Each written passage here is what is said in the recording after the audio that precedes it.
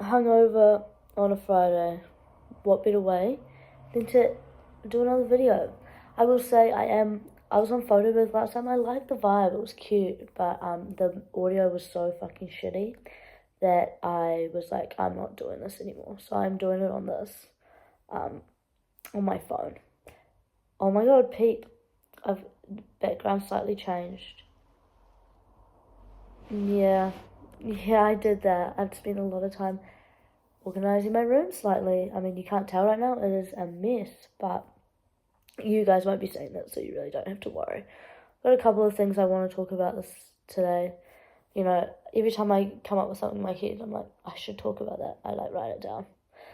But not that really. Who cares? Who cares? Just get on with it.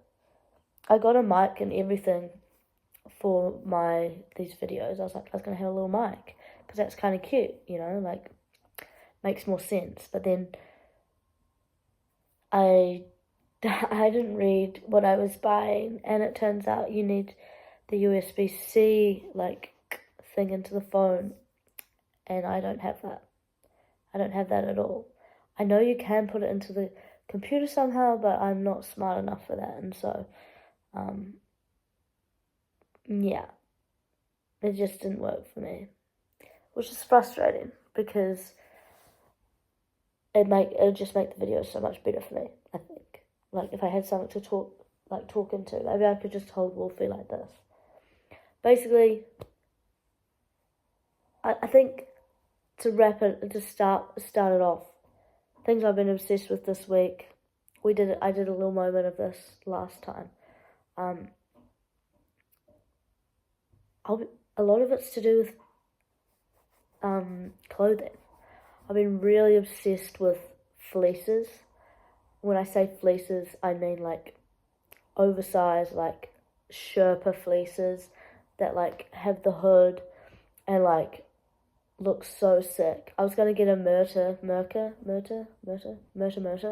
one.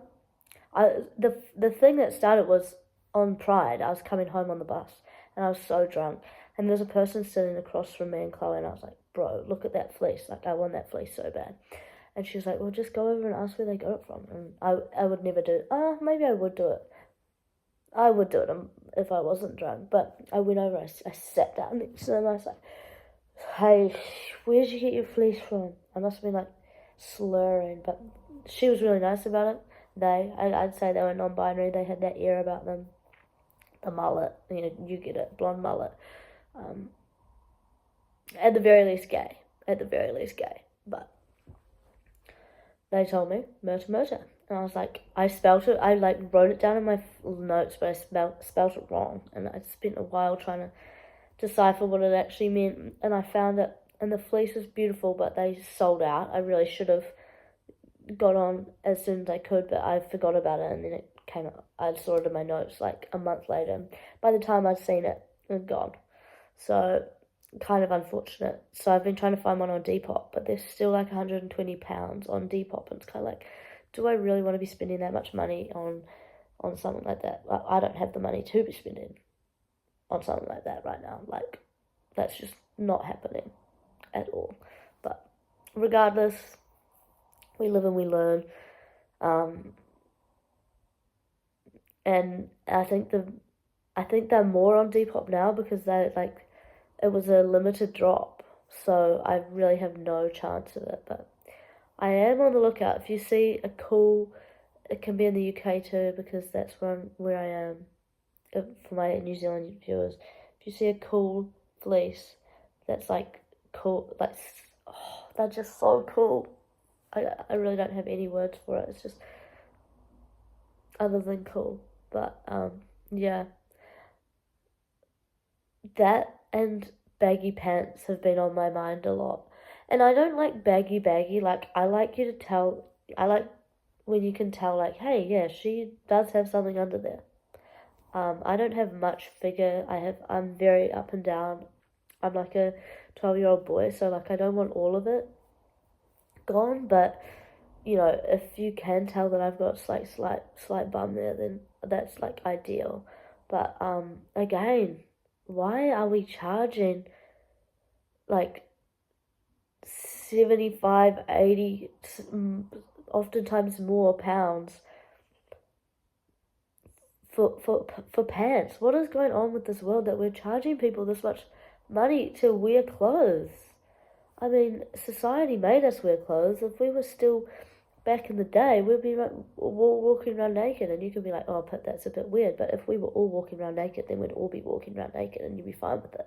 Do you know what I mean? So I think that sometimes you do have to think about that. Like, why are we being charged an arm and a leg for necessities? Things that should be free, or at least cheap in this world. Food should be free. Food should be free. If I had a mic, you'd be hearing that for sure. But food and water is a given. Housing, a given. Should be. Clothes should be cheap.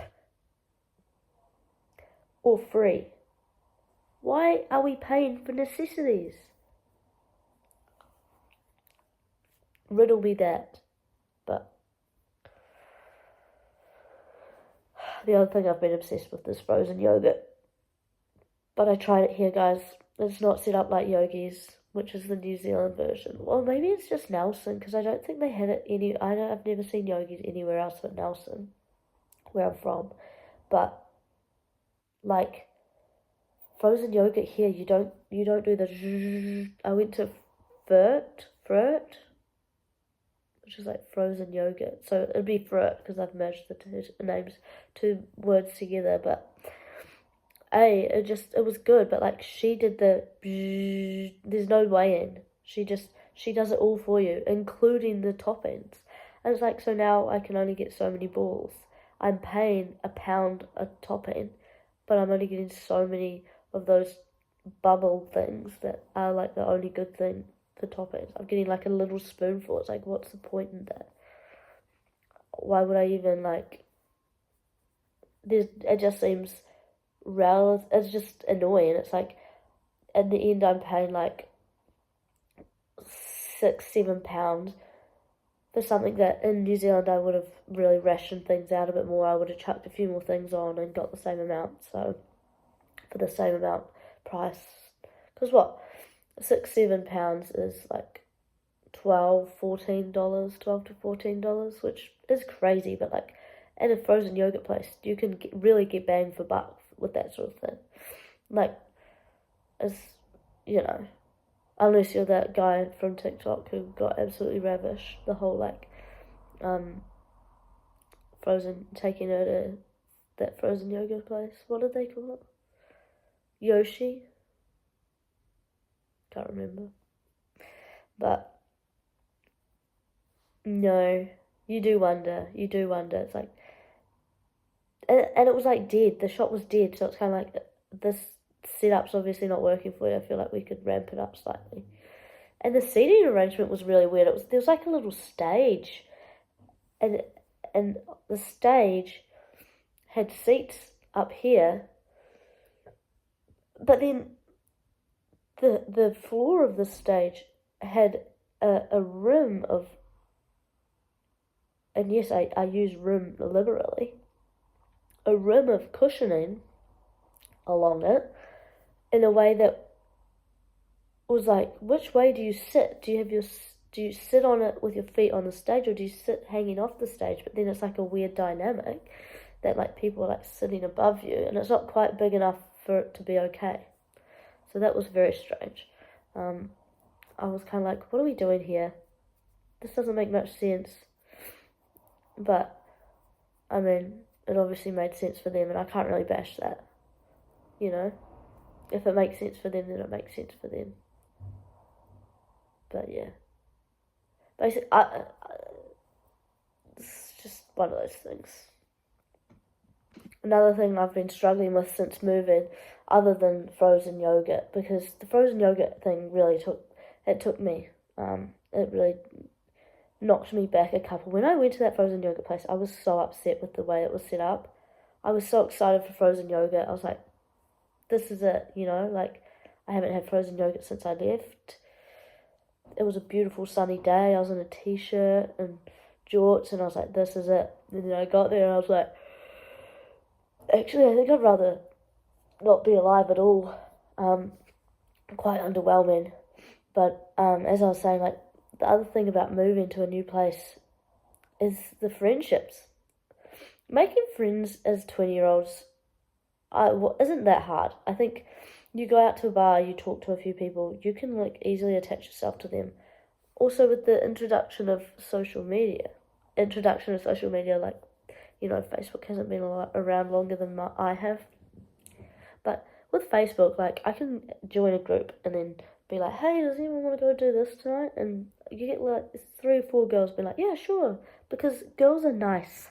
They want to make friends anyway. I live for a girl's girl. I love for a girl's girl. But it's kind of like, it's so easy to make friends, but then you meet them and you're like, I've got better friends at home. This is my top tip. If you are traveling the world, A, don't have good friends at home. B, if you do have good friends, take them with you. Don't get me wrong, I've met some really lovely people. I've met some really good friends here, but you are constantly like almost comparing them to your good friends at home. Like I'm always like, like I make a joke. I'm like, yeah, Athena would have laughed at that. Beans would have laughed at that. Meg would have laughed at that. It is hard when you've already got friends at home, and then it doesn't. You have to make new ones. It's hard not to compare them. We shouldn't compare them.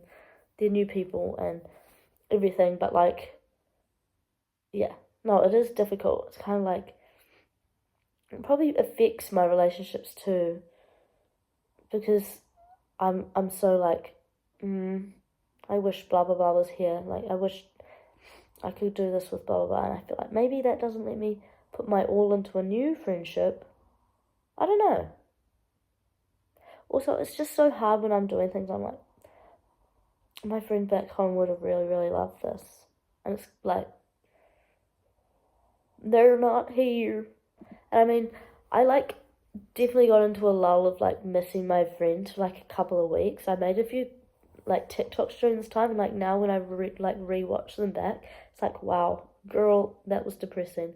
But I definitely got in a wee lull, and it's hard not to get into a wee lull. I had a few things going on. I've redone my MCL, playing football, in like under a year since I last did it, which is like really gutting. But it has meant that like, I kind of took like it's taken a big part of my life away. And every time injury happens, especially when you're far away from your home and you don't quite have the support that you are used to.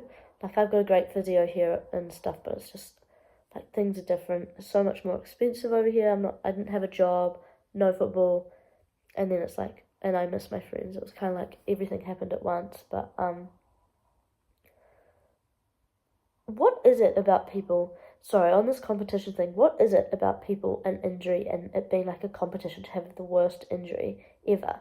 Like, I'm gutted about my MCL. Like, it's annoying. I'm also aware that it's not that big a deal in the big scheme of knees. Like, your knee, MCL's in your knee, but for anyone who's watching and doesn't know, but like, in the big scheme of knee injuries, I'm lucky. I'm only out for 2 or 3 months. Yeah, I've done it a couple times before, and that's a little bit daunting. Like, the whole fact that that's how like unstable my knee is. But like, I swear, I've got people, and I talk to them about my knee injury, and they're like, yeah, that reminds me of my blah blah blah injury when I had 2 years ago. And it's like, I didn't ask. And oh, that sounds really bad. That sounds like I'm saying like no one can relate to me, it's bad. But I'm saying like, when they try and one up it. Oh yeah, I was out for 5 months. Okay. That's cool, like, that's fine. That's like, it's like, if, and I know this certain person, their knee issue was not that bad, and it's kind of like, that's like if I went to Beans, who's just done an ACL, oh yeah, no, but mine's really bad, like, it's during football, it's like, it was in pre-season, and like, now I can't do the first bit of the season, like, It's like, it's not even comparable because she's out for a year or whatever. She's going through it way worse. She can't even straighten her leg. She's at a 90-degree angle. That's 90 degrees.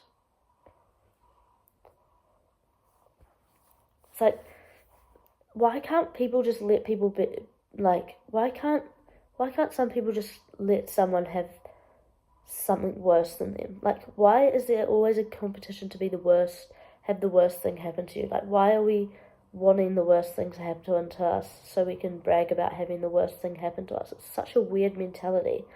I think it's so strange. But yeah, the injury is getting to me. There is nothing more embarrassing as well than doing like knee rehab in a commercial gym. I'm like doing almost like maternity exercises. Am I slaying? Sorry guys, I had a moment there. Family emergency, aka Meg asking me if I was okay for no reason. I didn't really show any inclination that I wasn't okay. But when they're drunk, they're drunk. But yeah. I don't really know what else to talk about. I was going to talk about Taylor Swift and how much I hate her, but that would start things. But I do think it's just like it should be talked about more, I think. And I don't think Swifties have the capacity to like critique something without, like, you can enjoy things and critique them. You can also stop idolizing this woman you've never met, who literally takes all your money for her own game. She's so selfish. She's so selfish, guys. I can't get into it, but well, I could, but it wouldn't stop. She's just like, and the best lyricist of our generation. Get a grip. Let's pull up a couple of Taylor Swift lyrics. Let's look up a few of Taylor Swift's songs, her most recent songs, and I'll choose one that's a little bit more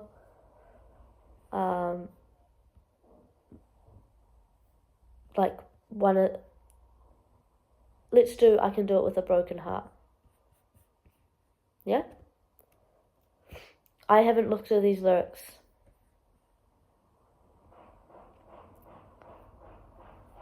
I can read your mind, she's having the time of her life. There in her glittering prime, the lights refract sequin stars off her silhouette every night.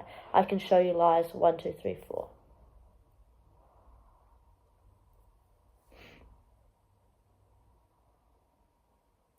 I'm reading these, guys. It's like every other. I have had people tell me she's the greatest lyricist of our generation. Get a fucking grip. Because I'm a real tough kid, I can handle my shit. They said, babe, you gotta fake it till you make it, and I did. Lights, camera, bitch, smile, even when you wanna die. He said he'd love me all his life. Also, and that's in the song, those two lines don't flow. Kill me, hate me all you want, but you know it's true. They don't flow at all. But that life was too short. Breaking down, I hit the floor. All the pieces of me shattered as the crowd was chanting more. Yes, we understand what she's saying here, guys, but it's not deep. There's no hidden. You know what? If you're a Taylor Swift fan, you watch this, you send me lyrics that you think are the song that's got the greatest music. I'll give you an out. All Too Well, banger. When that was like at its peak, I was there with y'all. I was bopping. It was a bop. However, all the ones after it was a bop in a bad way. Bop, bop, bop, bop, bop. Let's just be honest. She's like a billionaire, but she still makes you little Swifties think that she's like small town girl. She's not a small town girl. She never was. Her parents were rich. She was never poor. She was never poor, guys. And she's like being built from the bottom up. I just don't, there was no, doesn't care about you unless you're giving her money. She doesn't care about you. She doesn't care about the environment with her stupid private jets. And yeah, I know there are a lot of artists like that. I think as a rule, everyone should stop idolizing these awful celebrities. I have people I like and people's music I enjoy, but I will never put them on a pedestal. I'm still better than every celebrity I like. You can quote me on that. I keep using Wolfie's nose as a... This is Wolfie. I keep using Wolfie's nose as a microphone. He doesn't deserve that. He doesn't deserve that at all. And why do the most insufferable people you know, like Taylor Swift and Suicide Boys, Suicide, tell me that?